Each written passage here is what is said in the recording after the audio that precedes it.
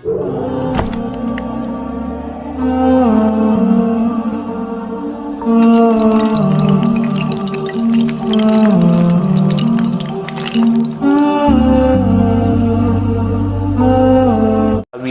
اب ایک آخری اور مقام ان مجذوبین کا دیکھ لیں کہ ان کا مقام کیا ہے، یہ کس کیٹیگری کے اولیاء اکرام ہیں۔ چنانچہ اس حدیث کو امام ترمذی لائے ہیں، جامع ترمذی، ہاں یہ دیکھیں یہ جامع ترمذی، یہ بھی انہی کے یہاں کی چھپی ہوئی ہے، بیچارے صرف چھاپ رہے ہیں، پڑھ کچھ نہیں رہے ہیں، سمجھ کچھ نہیں رہے ہیں، اس لیے کہ بے عشق محمد پڑھتے ہیں۔ یہ بخاری آتا ہے، بخاری ان کو بخاری نہیں آتی۔ جب بخاری نہیں آتی تو ترمذی کیا آئیں گی؟ یہ تو بات کی کتاب ہے نا، پہلی چیز نہیں سمجھ پائے تو دوسری کیا سمجھ پائیں گے؟ یہ دیکھیں جامع ترمذی ہے صاحب، یہ بھی دارالسلام سے چھپی ہوئی ہے۔ باب ما جاء فی صفت اوائل الحوض، حدیث نمبر 2444۔ حضرت ثوبان ایک صحابی رسول ہے، ان سے امام ترمذی یہ روایت نقل کر رہے ہیں۔ حضرت ثوبان کہتے ہیں کہ میں نے نبی کریم صلی اللہ تعالی وسلم سے سنا کہ آقا فرماتے ہیں کہ میرے حوض کوثر کی جو لمبائی ہے، حضور کا جو جنت میں حوض کوثر ہے، جو آپ جنتیوں کو اسے جام پلائیں گے، پیالے پلائیں گے اس کا، تو آقا فرماتے ہیں کہ میرے حوض کوثر کی جو لمبائی ہے وہ عدن سے بلقا کے عمان تک ہے۔ عدن اور یہ ایک ملک ہے، اور بلقا اس کا ایک شہر ہے عمان۔ عمان بھی آج بڑا مشہور شہر ہے، اسی نام سے عمان جانا بھی جاتا ہے۔ تو حضور فرماتے ہیں، ایک مثال دی، حالانکہ حوض کوثر پوری جنت میں گھومتی ہے، یہ عام سمجھانے کے لیے کہ تمہاری عقل میں کچھ تو آ جائے۔ تو حضور نے فرمایا کہ اس کی جو لمبائی ہے وہ کتنی ہے؟ عدن سے بلقا جو شہر ہے، اس کا بلقا جو ملک ہے اس کا جو ایک شہر ہے عمان، وہاں تک اس کی لمبائی ہے حوض کوثر کی، اور اس کا پانی دودھ سے زیادہ سفید، شہد سے زیادہ میٹھا، اور اس کے کوزے جو پلانے کے پیالے ہیں حوض کوثر پہ، جن پیالوں سے آقا پلائیں گے، تو وہ پیالوں کی تعداد کتنی ہے؟ حضور فرماتے ہیں کہ آسمان کے تاروں کے برابر۔ اب یہاں نبی کا علم غیب بھی پتہ چلا کہ آپ پیالوں کا تقابل آسمان کے تاروں سے کر رہے ہیں، تو گویا حضور آسمان میں تارے کتنے ہیں ان کی بھی تعداد جانتے ہیں اور پیالوں کی بھی تعداد جانتے ہیں۔ تو کہا جتنے آسمان میں تارے ہیں بس اتنے ہی ٹھیک میرے حوض کوثر پہ پلانے کے لیے کوزے اور اس کے پیالے رکھے ہوئے ہیں۔ اور آقا فرماتے جو اس سے ایک بار پی لے گا پھر کبھی پیاسا نہیں رہے گا۔ ایک بار حضور کا جو آب کوثر، جام کوثر پی لیا پھر اس کو پیاسی نہیں لگیں گی۔ لیکن اب آئیے، حدیث تو یہاں تک سبھی سنتے آئے ہیں، مگر اس حدیث کے جو آگے کے الفاظ ہے کہ وہ کون لوگ ہیں جو سب سے پہلے جام کوثر پئیں گے؟ وہ ہے کون لوگ کہ جن کو سب سے پہلے، تو جو سب سے پہلے آئیں گے ان کا درجہ اور مقام کیا ہوگا، ہے نا؟ وہ کون ہے؟ آئیے آقا فرماتے اول الناس عرودا علیہ فقراء المہاجرین۔ آقا فرماتے ہیں کہ وہ جو سب سے پہلے آئیں گے جام کوثر پینے وہ مہاجرین فقراء ہوں گے، وہ مہاجرین میں جو سب سے غریب مسکین صحابہ تھے۔ اور پھر ایک روایت میں، یہ تو ترمذی کی روایت ہے مگر دوسرے الفاظ میں دوسرے محدثین نے جو الفاظ یہاں نقل کیے وہ اس میں انہوں نے یہ الفاظ استعمال کیے کہ اول من یرید علی فقراء امتی، کہتے ہیں کہ سب سے پہلے جو جام پینے آئیں گے وہ رسول اللہ کی امت کے فقراء ہوں گے، یعنی قیامت تک کے جتنے اولیاء ہوں گے، قیامت تک کے جتنے اولیاء آئیں گے، فقراء اولیاء، وہ فقراء جو تھے دنیا میں، اول من یرید علی فقراء امتی، میری امت کے فقراء ہوں گے جو سب سے پہلے وہ جام کوثر کے لیے آئیں گے۔ اور پھر وہ کون، ان کی صفت بتائی آقا نے کہ فقراء کون ہوں گے، تو فقراء کی صفت کیا بتاتے؟ اشسو روسد دنوسو سیابا۔ آقا فرماتے ہیں کہ ان فقراء کی صفت کیا ہے کہ جن کے بال گرد آلود، وہی باتیں آ رہی ہیں یہاں کہ دنیا میں کیسے تھے وہ اولیاء، بال ان کے دھول اور مٹی میں اٹے ہوئے، بھرے ہوئے، بالوں میں مٹیاں بھری ہوئی۔ مٹیاں کب بھرتی ہے بھائی کہ جب آدمی کئی دن نہاتا نہیں ہے، جو روز نہائے اس کے بالوں میں مٹی ہوتی ہے کیا؟ آقا فرماتے نہیں، ان کے بالوں میں گرد آلود بال ہوں گے، مٹیاں بھری ہوئی ہوں گی، اور یہی نہیں ادنسو سیابا، اور ان کے لباس میلے اور کچلے، لباس بھی ان کے میلے اور کچلے ہوں گے۔ الذین لا ینکحون المتنعمات، اور ان کا حال یہ دنیا میں کہ ان کی ان حلیے کی وجہ سے کہ بال بکھرے ہوئے ہیں، مٹی میں آلود ہے، بھرے ہوئے ہیں، لباس میلے کچلے، اس کی وجہ سے لوگ اچھی عورتیں ان سے نکاح کرنا نہیں چاہتی۔ وہ ناز و انداز میں پلی ہوئی، جو نعمتوں سے مستفید ہونے والی جو عورتیں ہیں دنیا میں، عیش و عشرت والی عورتیں ہیں، یعنی اچھے گھرانے کی جو عورتیں، وہ نکاح تک ان سے کرنا پسند نہیں کرتی تھی۔ وہ میرے امت کے اولیاء ہوں گے کہ جن کی وجہ، جن کے حالات ان حال کی وجہ سے اچھی لڑکیاں ان سے نکاح کرنا نہیں چاہتی تھی۔ ولا تفتح لهم ابواب سدد، اور آقا فرماتے کہ ان کے لیے دروازے نہیں کھولے جاتے تھے، اگر وہ کسی کے دروازے پہ آ جائیں تو لوگ اپنے دروازے بند کر دیتے۔ یہ ان کا دنیا میں حال تھا، مگر یہ گندے سندے رہنے والے، گرد آلود رہنے والے، بالوں کے اندر مٹیاں جن کے بھری ہوئی ہے، اللہ کی بارگاہ میں ان کا مقام کیا ہے کہ اللہ کے اوپر بھروسہ کر کے قسم کھائیں تو بات اللہ ان کی پورا کر دے، اور آب کوثر کے جام پینے سب سے پہلے یہ لوگ آئیں گے۔ تو یہ کیوں آئیں گے بھائی؟ ذرا وہابی جی ہمیں بتائیے، الطہور و شطر الایمان والی حدیث کا کیا ہوا؟ بھائی بابا تاج الدین کی نماز نہیں چلیں گی تو تم نے تو رسول سے یا شکایت کرو، اللہ کے نبی آپ ہی نے تو کہا ہے پاکیزگی آدھا ایمان ہے۔ جو گندے سندے رہ رہے تھے دنیا میں، بریلوی جن کو مذہب سمجھ رہے تھے، ان کو سب سے پہلے آب کوثر پلا رہے ہیں آپ۔ سب سے پہلے تو ہم اہل حدیثوں کو پلاؤ نا، جو ہم بڑے صاف ستھرے رہتے تھے، بڑے بہترین رومال، بہترین خوشبو، بہترین عطر، دوپٹے ہم بڑے قیمتی کپڑوں کے پہنتے تھے، بڑے جبے، ہمیں پلاؤ نا۔ آقا کہیں گے میں عاشقوں کو جام پلاتا ہوں، میں غداروں کو جام نہیں پلاتا۔ یہاں دل کی کیفیتیں دیکھی جاتی ہے، حلی اور لباس نہیں دیکھے جاتے ہیں۔ اولیاء کے دل صاف ہوتے ہیں، ظاہر ان کا بھلے ہی میلا کچلا نظر آئے، کپڑے میلے کچلے نظر آئے، ان کا باطن صاف ہوتا ہے۔ ان کا ظاہر تو صاف ہے، باطن بڑا میلا ہے۔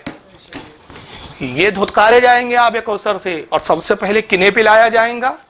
آپ ذرا ایک بات بتائیں یار، حضور کو ان سے محبت ہے اس لیے سب سے پہلے پلا رہے ہیں نا؟ ذرا غور کرو آپ، انہیں کیوں سب سے پہلے پلایا جا رہا ہے؟ جن کو دنیا دروازے بند کر رہی ہے، صاف ستھری عورتیں جن کے نکاح میں نہیں دی جا رہی ہے، جن کو گھروں سے دروازوں سے دھتکار دیا جا رہا ہے، جو ظاہراً بھیک مانگتے ہوئے ہم کو نظر آ رہے تھے، لوگوں کے سامنے ہاتھ پھیلاتے نظر آ رہے تھے، یہ کیفیت میں زندگیاں انہوں نے گزاری۔ حضور سب سے پہلے ان کو کیوں پلائیں گے آب کوثر؟ اس لیے پلائیں گے کہ حضور کے نزدیک سب سے زیادہ محبوب یہ ہے، تو حضور کو یہ محبوب، اور ان سے جو سب سے زیادہ ان کو محبوب رکھتے تھے، محبت کرتے تھے، ان کو کیسے آب کوثر سے محروم رکھا جائے گا؟ تو جب یہ اولیاء کو پلایا جائے گا تو یقیناً ہم گناہ گاروں کو بھی، کیونکہ ہم ان سے محبت کرتے ہیں، ان کے صدقے میں ہمیں بھی آب کوثر انشاءاللہ اللہ کے رسول کے ہاتھوں سے دست مبارک سے پلایا جائے گا۔ اور پھر امام ترمذی نے اس حدیث کو جو لکھا ہے نا، بتا دوں یہ بھی صحیح ہے۔ اب وہاں بھی ڈھونڈنے لگیں گے بھائی ترمذی کا تو دیا، دیکھ لو کہیں مل جائے، ضعیف ہے، منکر ہے، فلاں ہے، لیکن نہیں صاحب، کچھ ملنے والا نہیں تمہیں، کیونکہ یہ ترمذی کی حدیث صحیح ہے، اور اس کی تخریج آپ ہی کے مولوی لوگوں نے کی ہے جنہوں نے لکھا ہے کہ حدیث صحیح ہے۔ امام ابن ماجہ نے بھی اس کو لایا اپنی سنن میں، دیکھو سیاہ ستہ میں یہ حدیث ہے، لیکن وہابڑے کی نظروں سے حدیث نہیں گزرتی۔ وہ بیچارہ رفدین اور آمین میں ہی لگا ہوا اب تک، اس کو پتہ ہی نہیں ہے کہ خود سیاہ ستہ میں اولیاء کے کیسے کیسے ذکر آئے ہیں، کس کس انداز میں آئے ہیں، اور یہ پوچھتے رہتے ہیں کہ صاحب بریلیوں میں پاگل بھی ولی ہوتے ہیں کیا، میلے گندے بھی ولی ہوتے ہیں کیا؟ ارے بھائی بریلیوں میں نہیں ہوتے ہیں، یہ رسول اللہ کی امت میں ہوتے ہیں، یہ نبی کے ماننے والے ہوتے ہیں، اور لکھنے والے بڑے بڑے محدثین ہیں۔ امام ابن ماجہ نے اس کو اپنی سنن کتاب الزہد باب ذکر حوض حدیث نمبر 4303 پہ لایا۔ امام احمد ابن حنبل جیسے محدث نے بھی اپنی مسند میں اس حدیث کو لایا، حدیث نمبر 22366۔ امام طبرانی نے بھی اس کو لایا معجم الکبیر میں جلد 2 صفحہ 99، حدیث نمبر 1437۔ امام ابو النعیم نے اپنی کتاب معرفت الصحابہ حدیث نمبر 1395۔ امام حاکم نے اس حدیث کو لایا اپنی المستدرک جلد 4 صفحہ 204، حدیث نمبر 7374۔ اور امام حاکم کیا فرماتے ہیں؟ ھذا حدیث صحیح الاسناد، اس حدیث کی سند بالکل صحیح ہے۔ امام بہقی نے بھی اس کو اپنی شعب الایمان کے اندر لایا جلد 7 صفحہ 332، حدیث نمبر 10485۔ اور امام بہقی رحمۃ اللہ علیہ فرماتے ہیں اسنادہ حسن، اس کی سند حسن ہے۔ تو اب یہاں دیکھیے میں نے یہ چند مثالیں دی سمجھانے کے لیے آپ کو کہ ایک طرف نبی پاک فرما رہے ہیں آدھا ایمان کیا ہے؟ پاکیزگی، اور دوسری طرف حضور خود فرما رہے، حضور ہی فرما رہے ہیں کہ میری امت میں ایسا بھی طبقہ ہے، ایسے بھی لوگ ہیں میلے رہنے والے، لباس بوسیدہ، پرانے گندے، بالوں میں گرد غبار، لیکن مقام سب سے پہلے آب کوثر یہ پئیں گے۔ تو وہابی جی کیا دونوں حدیث کو ملا کے کہیں گے کہ یہ ولی اب نہیں چلیں گے، پاکیزگی آدھا ایمان ہے، یہ ولی نہیں چلیں گے؟ جیسے جلو صاحب کی ویڈیو میں کہا جا رہا ہے یہ نماز نہیں چلیں گی، تو یہ نماز تم کو نہیں چلیں گی، رسول اللہ کو چلیں گی، اللہ کو چلیں گی۔ کیوں؟ بابا تاج الدین نے یہ تھوڑی کہا کہ میں نماز ایسی پڑھتا جیسا میرا دل چاہتا۔ بھائی واقعی میں اگر یہ بات ہوتی کہ سرکار تاج العلوم کہتے بھائی نماز ہم ایسی پڑھتے تھی جیسا ہمارا دل چاہتا، تو آپ یقیناً کہتے کہ ایسی نماز قبول نہیں ہے۔ وہ کیا کہہ رہے ہیں؟ ارے تم جیسا کتاب میں لکھا ویسی تم پڑھتے، کیوں کہ تم مجذوب نہیں ہو، خدا کی یاد میں ڈوبے ہوئے نہیں ہو، تم پہ احکام خدا صادر نہیں ہوتے، تمہیں اعلام نہیں ہوتا، تم ان منزلوں پر نہیں ہو، تم عام لوگ ہو، تمہارے لیے رسول کی سنت اور کتاب دی گئی ہے، تمہیں کتاب میں جیسا لکھا ویسا پڑھنا ہے۔ مگر ہم کو کتاب والا جیسا بولتا ہمیں تو اس کو دیکھنا ہے، تو اب ہم کتاب دیکھیں کہ کتاب والے کو دیکھیں؟ ہمارا تو رابطہ ڈائریکٹ وہاں سے ہے، تو جو وہاں سے اشارے ہو، جو حکم ہم اس کے پابند ہیں۔ اب اس کی دلیل میں ایک واقعہ سنا دوں آپ کو بڑی معتبر کتاب سے، یہ ہے میرے ہاتھ میں روض الریاحین، عربی کتاب ہے، دار الکتاب العلمیہ بیروت سے چھپی ہے۔ कहाँ से छपी है? दारुल किताबुल इल्मिया बैरूत लेबनान, ये वहाँ से छपी है साहब। किसकी लिखी हुई है ये? बहुत बड़े वक्त के जहीद इमाम आलिम फाजिल मुहद्दिस इमाम अब्दुल्ला बिन असद याफई, ये उनका पूरा नाम है। 678 हिजरी में यमन में पैदा हो गई है और इनकी वफ़ात मक्का में हुई। यमन में इनकी पैदाइश हुई, फिर ये बाद में मक्का आ गए और मक्का में फिर ये वहाँ पर इन्होंने दीन की बड़ी खिदमत की। तो इनकी विलादत यमन में 678 हिजरी में हुई और विसाल वफ़ात हुआ 768 हिजरी में। तो ये आला हज़रत बरेली में पैदा हुए थे भैया 768 में। ये कहते बरेलियों के अकीदे है ये सब, हाँ? अबे ये इमामों के अकीदे हैं, उन मुहद्दिसीन के अकीदे के जिनको तुम्हारे बाप दादा भी मुहद्दिस मानते हुए आ रहे हैं। और इनकी शान क्या है बता दूँ आपको, एक बड़ी ख़ास बात बता रहा हूँ मैं इनकी शान, इनकी असमत कि रसूलुल्लाह की बारगाह में ख़ुद ये कितने मकबूल थे। हज़रत इमाम अब्दुल्ला बिन असद याफ़ई रहमतुल्लाह अलैह, ये इतने मकबूल थे कि जब ये मदीने आए, जब ये यमन से आए तो हज करने के लिए पहली बार, फिर मदीना आए, मदीने में क़याम रहा, फिर मक्का आए, फिर मक्का में ही आबाद हो गए, वहीं बस गए ये। तो जब मदीने आए तो मदीने के अंदर दाखिल नहीं हुए इमाम अब्दुल्ला याफ़ई, मदीने के बाहर वहाँ रुक गए जहाँ पे एक काफ़िला था और हुज़ूर सल्लल्लाहु अलैहि वसल्लम की बारगाह की तरफ रुख करके कहा कि अल्लाह के नबी मैं उस वक्त तक मदीने में दाखिल नहीं होऊंगा, उस वक्त तक मदीने में नहीं आऊँगा कि जब तक खुद आप ख्वाब में तशरीफ़ लाकर मुझे मदीने में आने की इजाज़त न दे दें, मैं नहीं आऊँगा।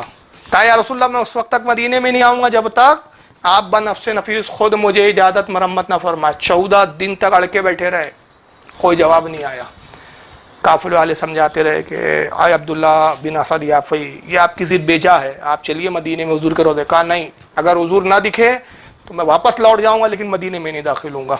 उलमा फरमाते हैं कि 14 दिन के बाद हुजूर सल्लल्लाहु अलैहि वसल्लम बनफ्से नफीस उनके ख्वाब में तशरीफ़ लाए। ख्वाब में ज़ियारत हुई और फिर ज़ियारत ही नहीं हुई। आका ने कहा कि अब्दुल्ला तुम बड़े ज़िद्दी निकले, लो अब मैं खुद तशरीफ़ लाया हूँ और तुम्हारे यहाँ ये अंदाज मुझे इतना पसंद आया कि मैं वादा करता हूँ कि जन्नत में मैं क़यामत में तुम्हारी शफाअत भी करूँगा और जन्नत में तुम्हारा रफ़ीक रहूँगा, यानी मेरे पड़ोस में तुम मेरे साथ रहोगे। ये मकाम रसूलुल्लाह ने अता किया। फिर मदीने में दाखिल हुए और हुजूरी के हुक्म इजाज़त से फिर मक्का में आए और वहाँ दीन की खिदमत की। इनकी हालत ज़िंदगी कैसे लोगों ने लिखी, अब ज़रा हाल सुन लो। ये वाक़या लिखने वाले उनके हालात पर कौन है? इमाम अस्क़लानी। अब इमाम अस्क़लानी की मुहद्दिसाना सलाहियतों पर किसको शक है भाई? फतुल बारी जैसी किताब उनकी, हाँ, उसके बाद कितनी किताबें, तक़रीबुत तहज़ीब, तहज़ीबुत तहज़ीब, दुनिया भर की उन्होंने जरा व तादील पे किताबें लिखी। जो उनका मकाम है मुहद्दिस के दर्जे में और जरा व तादील के जो अज़ीम इमाम माने जाते हैं, उन्होंने अपनी किताब अद-दुरारुल कामिना, इसके अंदर जिल्द नंबर 2 सफ़ा 247 से लेकर सफ़ा 249 तक इनके हालात लिखे हैं। इमाम हम्माद बिन हम्बली, ये भी बहुत बड़े इमाम, ये सब इमाम हैं जिन्होंने इनके हालात पर ये सब कलाम किया है। इमाम इब्न हम्माद हम्बली रहमतुल्लाह ताला ने अपनी किताब शजारुज़ ज़हब जिल्द नंबर 8 सफ़ा नंबर 362 से लेकर 364 तक इनके हालात ये सब बयान किए। इमाम इब्न राफ़े ने अपनी किताब अल-वफ़ियात जिल्द 2 सफ़ा 313 से लेकर 314 तक इनके हालात नकल किए। खुद गैर मुक़ल्लिदीन के बड़े मुसल्लम अल्लामा इब्न क़य्यम जौज़िया, इब्न क़य्यम जौज़िया ने भी इनका तस्करा किया है साहब। उनकी किताब है मिफ्ताहु दारुस सादा जिल्द नंबर 1 सफ़ा 217। अल्लामा इस्नवी रहमतुल्लाह अलैह बहुत बड़े आलिम मुहद्दिस गुजरे, उन्होंने तबक़ातुश शाफ़िया के अंदर जिल्द नंबर 2 सफ़ा 579 से लेकर सफ़ा 583 तक इनका जिक्र किया। और हज़रत इमाम अब्दुर्रहमान जामी रहमतुल्लाह अलैह जो एक सूफ़ी बुज़ुर्ग और इमाम गुजरे हैं, अपनी मशहूर ज़माना किताब जिसका नाम है नफ़ातुल उन्स सफ़ा नंबर 609 से लेकर 610 तक लिखा। बहरहाल मैंने ये अब जिनकी मैं किताब का तस्करा कर रहा हूँ तो पहले उनकी सकाहत पर मैंने गुफ्तगू की है कि लिखने वाले कैसे आलिम हैं, कि इनके हालात, इनकी सकाहत पर इतने बड़े आलिमों ने, मुहद्दिसीन ने कलाम किया है और इन पर गुफ्तगू की है और उनकी तारीफ़ और तौसीफ़ बयान की है। इन्होंने एक वाक़या नकल किया है। अब वाक़या क्या नकल किया है ज़रा वो भी सुन लीजिए आप, क्या नकल किया है। ये अपनी किताब रौदुर राहीन सफ़ा नंबर 119 इसके ऊपर नकल करते हैं कि औलिया इकराम में एक बहुत बड़े वक्त के वली की मुलाकात खिज़र अलैहिस्सलाम से हो गई। तो जनाब खिज़र अलैहिस्सलाम ने से उन्होंने यार पूछा, वो बुज़ुर्ग ने हज़रत खिज़र से उन्होंने सवाल किया कि खिज़र ये बताइए, आप तो अल्लाह के बड़े बड़े वलियों से मुलाकात करते हैं, ज़माने दराज से कई अम्बिया के दौर में रहे, आप हर नबी के दौर के औलिया से मुलाकात करते रहे, हुजूर के उम्मत के भी औलिया को आपने देखा है। मैं तफसील से बता रहा हूँ, उन्होंने वाक़या मुख्तसर लिखा है लेकिन मफ़हूमन में पूरी बात बयान कर रहा हूँ। तो اے خضر بتائیں کہ کیا آپ نے اپنے سے بھی کوئی مرتبے میں بڑا ولی دیکھا ہے؟ کس سے بڑا مرتبے میں؟ خضر سے۔ سوال کرے کہ آپ تو ولیوں کے سردار ہیں بھائی، سب ہر زمانے میں آپ نے بڑے بڑے ولیوں کی زیارت کی، تو مرتبے میں کیا آپ نے اپنے سے بھی بڑا کوئی اللہ کا ولی دیکھا ہے؟ تو حضرت خضر نے فرمایا کہ ہاں، میں نے اللہ کے رسول کی امت میں ایسے ولیوں کو دیکھا ہے۔ میری ایک ایسے ولی سے ملاقات ہوا یہ کہ میں رسول اللہ کی مسجد نبوی میں حاضر ہوا، اور جب میں مسجد نبی میں داخل ہوا تو دیکھا کہ وقت کا ایک بہت بڑا محدث، وقت کا ایک امام، جن کا نام امام عبدالرزاق ہے۔ اب امام عبدالرزاق کون ہے ذرا یہ سمجھ لیں۔ ان کا نام پورا نام ہے ابو بکر بن حمام بن نافع۔ یہ امام احمد ابن حنبل کے استاد ہے۔ کن کے استاد ہے؟ امام عبدالرزاق، جو واقعے میں جن کا بھی ذکر آ رہا ہے، یہ امام احمد ابن حنبل کے استاد ہے، اور امام بخاری کے یہ اور امام مسلم کے دادا استاد ہو گئے، اور یمن میں یہ رہتے تھے۔ ان کی ولادت 136 ہجری میں ہوئی۔ دیکھیں رسول اللہ سے کتنا قریب کا دور ہے ان کا۔ 136 ہجری میں یہ پیدا ہوئے یمن میں، اور ان کا وصال 211 ہجری کے اندر ہوا۔ امام بخاری رحمۃ اللہ علیہ نے اپنی صحیح بخاری میں حضرت امام عبدالرزاق سے کل 90 حدیثیں نقل کی ہے، یعنی ان کی ثقات اس سے ثابت ہوتی ہے کہ صحیح بخاری میں ان سے ایک دو حدیث نہیں آئی ہے امام عبدالرزاق کی سند سے۔ کتنی حدیثیں ہیں؟ 90 سمجھ لیجیے اس کو موٹا موٹا۔ اور امام مسلم نے اپنی صحیح کے اندر 290 ان سے حدیثیں لی ہے۔ امام مسلم نے بھی اپنی صحیح کے اندر ان سے حدیثیں نقل کی ہے، اور خود ان کی ثقات پر امام احمد بن حنبل کیا کہتے ہیں؟ یہ کتاب ہے تہذیب التہذیب۔ یہ بھی شکل دیکھ لیں ذرا اس کی کہ یہ ہے تہذیب التہذیب امام عسقلانی کی، جن کا میں بھی ذکر کر رہا ہوں، بڑی مشہور زمانہ کتاب ہے۔ امام عسقلانی کی تہذیب التہذیب ہے، اس کی جلد نمبر 4 صفحہ نمبر 166۔ تو امام عسقلانی رحمۃ اللہ علیہ نقل کرتے ہیں کہ وقال احمد ابن صالح المصری قلت لاحمد ابن حنبل رأيت احدا احسن حدیثا من عبدالرزاق۔ حضرت احمد بن صالح المصری کہتے ہیں کہ میں نے، یہ امام احمد ابن حنبل کے شاگرد ہیں، وہ کہتے ہیں کہ میں نے امام احمد ابن حنبل سے ایک مرتبہ پوچھا اور ان سے عرض کیا کہ حضور یہ بتائیں آپ کے استادوں میں عبدالرزاق سے بڑا حدیث میں کوئی استاد ہے آپ کا؟ آپ نے کئی علماء سے حدیثیں سیکھ پڑھی ہے، کئی استاد ہیں آپ کے، کئی محدثین، تو بتائیں عبدالرزاق کے بارے میں آپ کیا کہتے ہیں؟ ان سے بڑا کوئی محدث آپ نے دیکھا ہے؟ تو اگر امام احمد ابن حنبل کے نزدیک امام عبدالرزاق سے بڑا کوئی محدث ہوتا تو جواب وہ کیا دیتے؟ نہیں بھائی، ان سے بھی بڑے بڑے محدث تھے جن سے میں نے علم پڑھا۔ وہ نہیں فرمایا، بلکہ کیا فرمایا؟ قال اللہ، فرمایا نہیں، میں نے جتنے استادوں سے پڑھا اس میں عبدالرزاق سے بڑا محدث میں نے نہیں دیکھا۔ اور یہی وہ عبدالرزاق ہے جنہوں نے رسول اللہ کے نور ہونے پر حدیث لائی ہے۔ انشاءاللہ اس پر کبھی ایک مستقل تحقیقی بیان کریں گے ہم انشاءاللہ۔ یہی وہ عبدالرزاق ہے جنہوں نے اپنی سند سے رسول اللہ کے نور ہونے پر، اور سب سے پہلے حضور کی تخلیق ہوئی، اس پر حدیثیں جمع کی ہے۔ تو بہرحال امام عبدالرزاق جو حضرت خضر کہتے ہیں کہ میں مسجد نبوی میں آیا تو دیکھا کہ امام عبدالرزاق جو ہے وقت کا محدث درس حدیث دے رہا ہے، لوگ بیٹھے ہوئے ہیں حدیث کا درس سن رہے ہیں، اور بعض جو ان کے طلباء، ان کے شاگرد جو ہیں وہ حدیثوں کو نقل بھی کرتے ہیں، ان کی مرویات کو نوٹ کرتے جا رہے ہیں۔ فرماتے ہیں کہ دیکھا ایک نوجوان ہے، ضعیف العمر نہیں، نوجوان، وہ مسجد کے کونے پہ بیٹھا ہوا ہے، وہ درس حدیث میں شامل نہیں ہے، اور اپنے سر کو زانوں میں ڈالے ہوئے ہیں۔ تو حضرت خضر نے دیکھا بڑا عجیب نوجوان ہے، یہاں سب حدیث کا درس سن رہے ہیں اور یہ کونے میں بیٹھا ہوا ہے۔ تو حضرت خضر فرماتے ہیں میں اس کے پاس گیا اور میں نے سلام کیا، تو اس نے سر نہیں اٹھایا اور ویسے ہی جواب دے دیا وعلیکم السلام۔ تو میں نے کہا اے نوجوان، تمہیں شرم و حیا نہیں ہے؟ وقت کا محدث درس دے رہا ہے، یہاں پر درس حدیث ہو رہا ہے، رسول اللہ کی حدیثیں بیان کی جا رہی ہے، عبدالرزاق جیسا وقت کا محدث حدیث بیان کر رہا ہے، بہتر ہوتا ہے کہ تم درس حدیث میں شریک ہوتے اور عبدالرزاق سے جو ہے ان کی حدیثیں سنتے۔ تو دیکھیں رزاق کس کا نام ہے؟ اللہ کا۔ عبدالرزاق ان کا نام تھا، یعنی رزاق کا بندہ، یہ اس کا ترجمہ ہوا۔ اب یہ جملے سمجھیں گے تو اب لفظ اس کے سمجھ میں آئیں گے نوجوان کے۔ اس نوجوان نے ابھی بھی سر نہیں اٹھایا، سر اس نے زمین کے اپنے زانوں میں ہی رکھا رہا، اور جب حضرت خضر نے کہا کہ عبدالرزاق درس حدیث دے رہے تم ان کا درس نہیں سنتے، تو نوجوان نے کیا جواب دیا؟ کہا جائیے اپنا کام کیجئے، وہاں وہ لوگ بیٹھے ہیں جو عبدالرزاق سے حدیثیں سن رہے ہیں۔ وہاں کون لوگ بیٹھے ہیں؟ جو عبدالرزاق سے حدیثیں سن رہے ہیں، اور یہاں وہ بیٹھا ہے جو رزاق سے حدیثیں سنتا ہے۔ یہی وہ جملے ہیں تاج الاولیاء کے، جیسا کتاب بولتی تم ویسا عمل کرتے، ہم کو جیسا کتاب والا بولتا ہو ہم ویسا عمل کرتے۔ لگاؤ امام عبداللہ یافعی پہ فتویٰ لکھنے والے دے، میں نے ان کی ثقات بھی بتا دی گئے، ابن قیم جوزیہ جیسے شخص کو تعریف کرنی پڑی، امام عسقلانی جیسے کو کہنا پڑا یہ وقت کے محدث ثقہ ہے، یہ نقل کر رہے ہیں کتاب روض الرياحین میں۔ अब ये किताब कोई बरेलियों ने तो नहीं छापी साहब, दारुल किताबुल इल्मिया कोई बरेलियों का मकतब नहीं है, लेबनान और बैरूत का मकतबा है, वहाँ से छपी है। तो पढ़ भी लिया करो यार, वहाबड़ो तुम पढ़ते पढ़ते कुछ हो नहीं, बस छोटी सी किलिम मिल गई। इसीलिए बोलते हैं कि भिखारी को मिल गई हल्दी की गांठ, बैठ गया पिनसियारी की दुकान लेकर।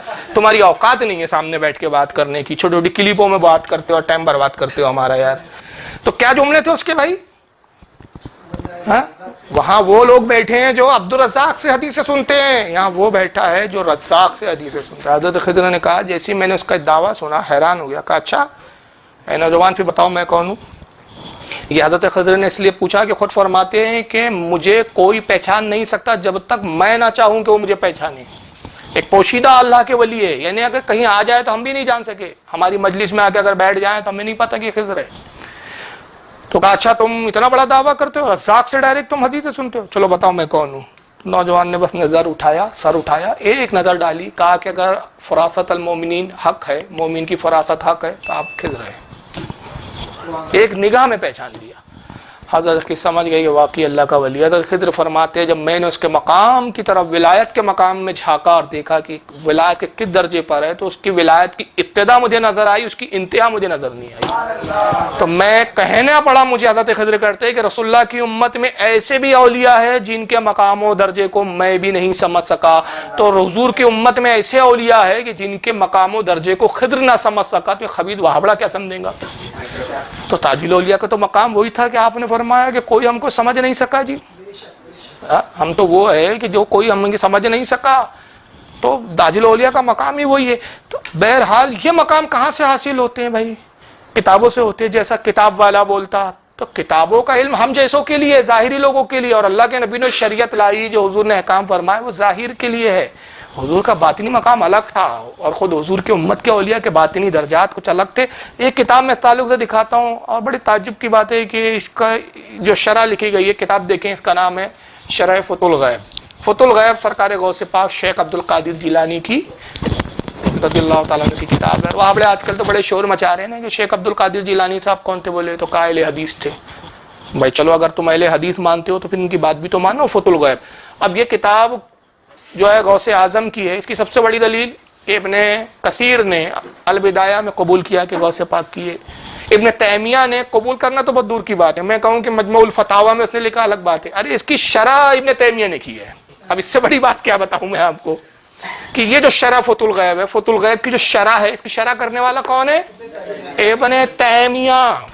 तो इब्ने तैमिया का इस किताब की शरह करना इस बात की दलील है कि ये किताब इब्ने तैमिया के नज़दीक जब मोतबर है, तो इन वाबड़ों की मजाल है कि इब्ने तैमिया से आगे बढ़ के बात करें। या तो फिर कह दो इब्ने तैमिया जाहिल था, हम इब्ने तैमिया से ज़्यादा पढ़े लिखे हैं। आइए गौसे आजम क्या फरमाते हैं, इसका सफ़ा नंबर 188। गौसे आजम के खुतबात है। सरकार गौसे आजम जो खुतबात देते थे उसको खुद कलम बंद फरमा देते थे, तो ऐसे खुतबात है गौसे पाक के। तो ये अल मकालतुल खामिसतु व सबऊन, यानी 75वां ये खुतबा है गौसे पाक का। और उसमें एक जगह सफ़ा 188 में फरमाते अत-तसव्वुफ़ लैसा उख़िज़ अनिल कीलो वल क़ाल। फरमाते हैं लोगों, तसव्वुफ़ हर किस कीलो काल से नहीं लिया गया है। यही कीलो काल जो किताबों में काला कीला, उसने कहा, इसने सुना, उसने उनसे सुना, इनसे उनसे सुना। तो गौसे आजम फरमाते कि जो हम तसव्वुफ़ पे, जो हम लोग गामसन है ना, जो हम सूफिया है, जो हम औलिया है, हमने ये कीलो काल से थोड़ी लिया है। ये सब तसव्वुफ़ का दर्जा और मकाम किताबों से नहीं आता ये दर्जा, बल्कि कहाँ से लिया? आगे फरमाते हैं कि वलाकिन उख़िज़ अनिल जुई वल क़तिल मालूफ़ाति वल मुस्तहसनात। कहते हैं कि हमने अल्लाह की मोहब्बत में भूखा रहने से, पसंदीदा चीज़ों और महबूब चीज़ों को छोड़ देने से तसव्वुफ़ हासिल किया। परवरदिगार आलम की याद में ऐसे गर्क है, दीदार मुस्तफ़ा में ऐसे मह है कि न खाने का होश है, न पानी का होश है, न पीने का होश है। होश में जो ना हो वो क्या ना करे। हालत कहते हैं ना, होश में जो ना हो वो क्या ना करे। ये मोहब्बत इलाही में डूबे हुआ तबका है, हम ये कीलो काल की तरफ नहीं जाते। चलो भाई, अगर आपको हजम नहीं हो रही तो लगाओ ना, शेख अब्दुल कादिर जिलानी अहले हदीस है बोलते हो ना तुम, तो इन पे फतवा लगाओ, अपने अब्बा इब्ने तैमिया पे फतवा लगाओ। चलो हो सकता है तसव्वुफ़ की किताब इन्हें हजम नहीं होंगी, तो हदीस की किताब हजम करवा दो थोड़ी सी। चलिए देखिए, ये किताब देख रहे हैं आप कौन सी है, मैंने इसको जिक्र पहले किया है। किताबुल मुस्नद आपको नहीं दिख रही है ना, इधर करना पड़ रहा है ना, इधर सामने वालों को दिखेंगी। किताबुल मुस्नदुल जामे, यानी सुनाने दारमी। मैंने कहा था ना ये दारमी है, लेकिन इसका असल नाम ये है। और इमाम दारमी कौन है, जरा ये भी सुन लीजिए। इमाम दारमी कौन है? इमाम बुखारी के उस्ताद है। امام مسلم کے استاد ہے، امام ابو داؤد کے بھی استاد ہیں. یہ تین جلیل القدر جو صاحب ستہ ہے، مطلب صاحب ستہ میں جن کا شمار ہے، ان تین جلیل القدر محدث کے استاد ہیں. تو اب استاد ہی اگر مشرک ہے تو پھر شاگردوں کا تو اللہ ہی مالک ہے، پھر سب مشرک ہیں ان کے نزدیک. تو ان کے عقیدے کے حساب سے تو کوئی بچے گا ہی نہیں بھائی آپ کے نزدیک. بس یہ چلائیں گے یہ نہیں چلے گا، ہم نہیں چلیں گا. تم ہوتے کون ہو جو نہیں چلیں گا؟ نہیں چلیں گا تو ہمارے سامنے آ کے بولو نا کیا نہیں چلیں گا، تو ہم بتاتے ہیں نا کیا چلیں گا اور کیا نہیں چلیں گا. سامنے تو بیٹھتے نہیں ہو تم یار. تو امام دارمی رحمۃ اللہ علیہ نے المقدمے کے اندر جو اس کا مقدمہ لکھا ہے، اس کے اندر باب قائم کیا التوبیخی لمن یطلب العلم لغیر اللہ، حدیث نمبر 376. حدیث نمبر دارمی کی کون سی ہے؟ 376. اس حدیث پر گفتگو ہم بعد میں کریں گے. عن الحسن قال، حضرت حسن سے روایت ہے. غالباً یہ حسن بصری ہے کیونکہ واضح نہیں ہے اس کی، اب شرح وغیرہ دیکھنی پڑیں گی. وقت نہیں تھا کہ میں شرح دیکھوں، تو وقت ہوتا تو میں دیکھتا کہ حسن سے ان کی کیا مراد ہے، یا امام حسن ابن علی ہے یا حسن بصری ہے. غالباً یہ امام حسن بصری ہے میرے خیال سے. تو حسن بصری سے میں وہی ترجمہ کر رہا ہوں کہ حسن بصری سے روایت ہے. وہ کہتے ہیں العلم علمان، فرماتے ہیں کہ علم دو طرح کا ہوتا ہے. علم کیا ہوتا ہے؟ ایک طرح کا نہیں ہوتا، دو طرح کا علم ہوتا ہے. فعلم فی القلب، ایک علم وہ ہوتا ہے جو دل میں ہوتا ہے، ایک قلب کا علم ہوتا ہے. فذلک العلم النافع، یہ جو دل کا علم ہے یہی اصل میں فائدہ بخش علم ہے، یہی فائدہ دینے والا ہے. تو ایک علم کون سا ہے؟ جو دل کا علم ہے. وعلم علی اللسان، اور کہتے ہیں دوسرا علم جو ہے وہ زبان کا ہے. تو زبان کا علم کون سا ہے؟ جو پڑھتے ہیں اس کو ہم زبان سے کہتے ہیں. اور جو دل کا علم ہے وہ کون سا ہے؟ وہ اللہ کی طرف سے الہام ہوتا ہے. تو علم وہ کہتے دو طرح کا، ایک کتاب کا علم اور ایک قلب اور دل کا علم جو اللہ کی طرف سے عطا کیا جاتا ہے. کتاب میں تو محدثین سے آتا ہے، علماء سے آتا ہے، رسول نے جو اپنی زبان سے بتا دیا وہ لکھ دیا گیا، جو لکھ دیا گیا وہ ہم تک آ گیا. اور دل کا جو علم وہ کہاں سے آتا ہے؟ وہ اللہ کی طرف سے نزول ہوتا ہے. یہی تو سرکار تاج الاولیاء کہہ رہے ہیں جیسا کتاب والا بولتا، جیسا دل پر الہام ہو رہا ویسا نماز پڑھتے ہیں. تم ویسی پڑھتے جیسا کتاب میں لکھا ہے. تو اب امام دارمی کو بول دو بدعتی تھے. بھائی علم تو وہی ہے کہ جو کتابوں میں ہے. ہم تو بخاری مسلم پڑھتے ہیں، ہم نے بخاری میں دیکھا کہ بھائی نماز ایسی پڑھو، صلو کما رأیتمونی اصلی، تو ہم ویسی پڑھ رہے ہیں. تو کتاب میں ہے بھائی، مگر وہ دل کا علم کا کیا ہوا؟ تو پھر تو امام دارمی بدعتی نکلے، وہ بھی بریلی ہو گئے شاید. اور پھر کہتے فذلک حجت اللہ علی ابن آدم، اور یہی وہ علم ہے جو ابن آدم پر اللہ کی طرف سے حجت ہے. یہ اللہ کی طرف سے اولاد آدم پر کیا ہے؟ حجت ہے.